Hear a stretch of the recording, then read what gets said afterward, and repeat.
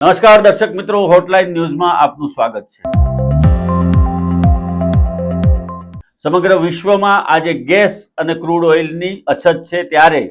ભારત માટે મોટા રાહતના સમાચાર આવ્યા છે કે હાર્મુન ખાડીમાંથી જે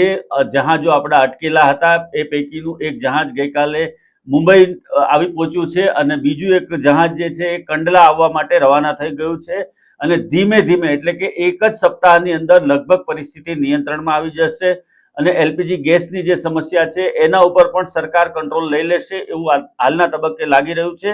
કેમ કે ઈરાનની ગવર્મેન્ટે અત્યારના તબક્કે ચાઇના, રશિયા અને ભારતના જહાજોને અહીંયાથી પસાર થવાની લીલી ઝંડી આપી છે। સ્વાભાવિક રીતે જ જે વિરોધ પક્ષનો હોબાળો છે અને કકળાટ કરી રહ્યા છે એ લોકોને માટે આ સમાચાર સારા નથી, પરંતુ દેશના 150 કરોડ લોકો માટે આ ખૂબ મહત્વના સમાચાર છે કે હવે આવનારા દિવસોમાં આ જે અત્યારે સમસ્યાઓ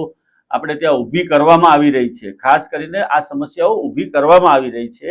એની અંદર મોટી રાહત મળશે એ વાત ચોક્કસ છે। અને યુદ્ધની સ્થિતિ પણ અત્યારે જોતા વધારેમાં વધારે 2-4 દિવસની અંદર આ બધા જ ખેલ ખતમ થઈ જાય એવી પણ એક સંભાવનાઓ અત્યારના તબક્કે જોવાઈ રહી છે।